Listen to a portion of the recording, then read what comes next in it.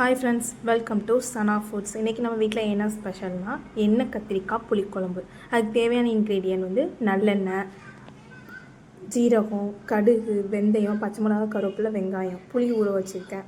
4 தக்காளியை நல்லா அரைச்சி வச்சுருக்கேன். வெங்காயத்தை வந்து நீள நீளமாக கட் பண்ணிக்கணும். இதில் வந்து கத்திரிக்காயை வந்து நல்லா குறுக்க ஒரே ஒரு மாட்டி மட்டும் கட் பண்ணிக்கணும். நல்லெண்ணெய் ஊற்றிட்டு உப்பு, மஞ்சத்தூள், கத்திரிக்காய் போட்டு நல்லா வதக்கிக்கணும். நல்லா வதங்கினதுக்கப்புறம் ஒரு பாத்திரத்தில் எடுத்து வச்சிட வேண்டியதான். அதே எண்ணெயிலே வந்து கடுகு, சீரகம், வெந்தயம் 3 போட்டுட்டு நல்லா பொரிய விடணும். பொரிஞ்சதுக்கப்புறம் தக்காளி, வெங்காயம், பச்சை மிளகா இதெல்லாம் போட்டு நல்லா கொதிக்க விட்டுக்கலாம். நல்லா கிண்டி கொதிக்கட்டும். கொதித்ததுக்கப்புறம் நம்ம மசாலாலாம் சேர்த்துக்கலாம். அந்த கத்திரிக்காய் வந்து எண்ணெயிலே வதங்கினாதாங்க நல்லாயிருக்கும். அதை மட்டும் நல்லா வதக்கி எடுத்துக்கோங்க. இது நல்லா வதங்கினதுக்கப்புறம் நம்ம வந்து தக்காளி அரைச்சி வச்ச 4 தக்காளி வந்து கழுவிட்டு நல்லா அரைச்சி வச்சுருக்கோம்.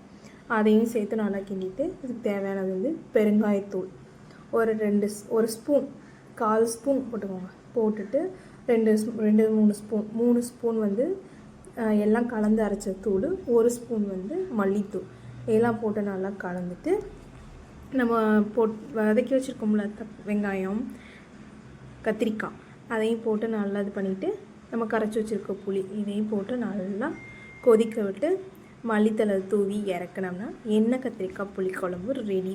அப்படியே பார்க்கும்போதே ஆசையாக இருக்குல்ல.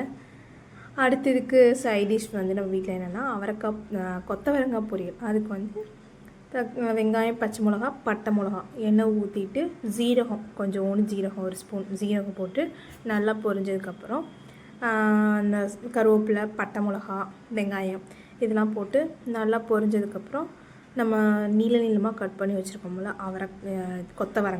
கொத்தவரங்காய் சொல்லலாம், ஜீனி வரங்காய், ஒவ்வொரு ஏரியாலையும் ஒவ்வொரு மாதிரி சொல்லுவாங்க. நாங்கள் வந்து கொத்தவரங்கான்னு சொல்லுவோம்.